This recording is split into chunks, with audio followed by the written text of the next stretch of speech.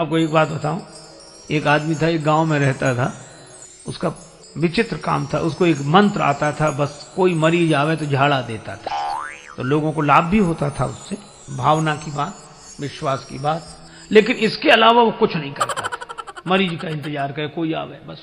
उसकी पत्नी कहती कि बरसात आने वाली है, ये घर का छप्पर टूट गया, इसे बना ले ताकि बरसात में अपन आराम से रहें। पतियाल बना लेंगे, बना लेंगे, बना लेंगे।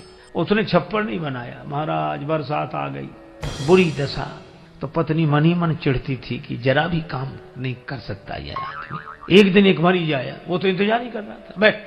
तो नीम के पत्तों का झोंका बनाकर जो उसने झाड़ना शुरू किया, तो मंत्र उसको न सुनाई पड़े। पत्नी सुने कि मंत्र है क्या, आज तक तो मैंने नहीं सुना, पहले मैं भी तो सुनूं। तो उसको बस छू छू सुनाई पड़े, मंत्र न सुनाई पड़े। तो कान लगाकर गौर से सुनने लगी छिपकर। तो वो मंत्र क्या था मानो, वो मरीज को बिठाया, ऐसे नीम के पत्तों से झाड़े और यही कहे, छू आकाश बांधो, पाताल बांधो, 7 समुद्र बांधो, घाट का घटोई बांधो, मरघट का मसान बांधो। छू आकाश बांधो, पाताल बांधो, 7 समुद्र बांधो, घाट का घटोई बांधो, मरघट का मसान बांधो। और तीसरी बार फिर बोला, आकाश बांधो, पाताल बांधो, 7 समुद्र। तो उसकी पत्नी बड़े क्रोध में थी, बोली, अरे चुप, ये घर का छप्पर तो बनता नहीं है, आकाश पाताल बांध रहा है, ये 7 समुद्र बांध रहा है बैठे बैठे यही। हम लोगों की ऐसी हालत है, घर का छप्पर बनता, आकाश बांधो, पाताल। अच्छा, आपने देखा होगा, अखबार पढ़ते हैं लोग सवेरे सवेरे आजकल।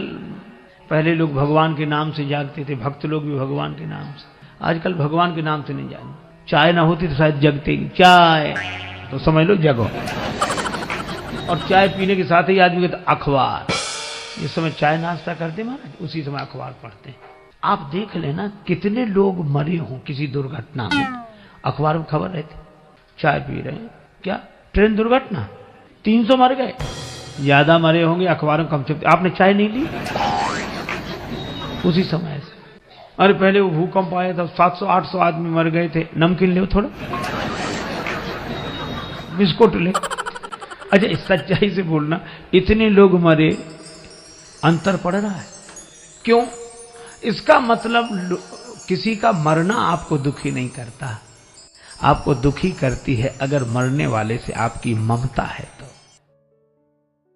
क्या हुआ, किसी का विवाह हुआ, नववधु घर में आई, गांव की घटना है। तो बहू के ढंग से कोई घर का कामकाज नहीं करती, पढ़ी लिखी और बहुत अभिमानी स्वभाव की थी।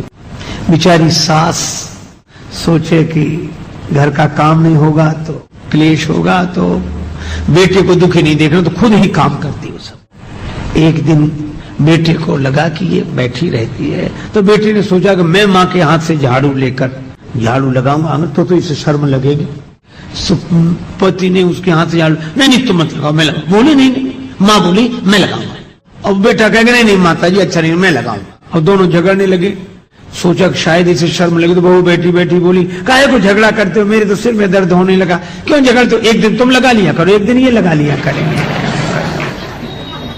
और एक दूसरा दृश्य देखो, किसी आदमी का विवाह हुआ, पत्नी के साथ घर में आया बेटा, तो बहुत दुखी। पत्नी ने कहा क्या हुआ? बोले देखो तो तुमने मेरे पीछे अपने माता पिता का त्याग कर दिया। पत्नी बोली वो तो सब करते हैं, उसमें क्या है? बोले नहीं, समानता का युग है, मैं भी समानता का आदर्श उपस्थित करूंगा। कैसे? बोले हे देवी, तुमने मेरे पीछे अपने माता पिता का त्याग किया, तो हम तुम्हारे पीछे अपने माता पिता का त्याग करते हैं, हो गई समानता। अरे भाई, एक आदमी बोला माँ बाप दोनों बराबर, उसमें क्या है? अरे हमने कहा ये शब्द ही अंतर बताते हैं। जब हम लोग बोलते हैं माँ तो मुंह खुल जाता है माँ, और जब बोलते हैं बाप तो बंद हो जाता है। सीधी सी बात है, जिसके आगे बालक का मुंह खुल जाए वह माँ है, और जैसे देखते ही बेटे का मुंह बंद हो जाए वो बाप है।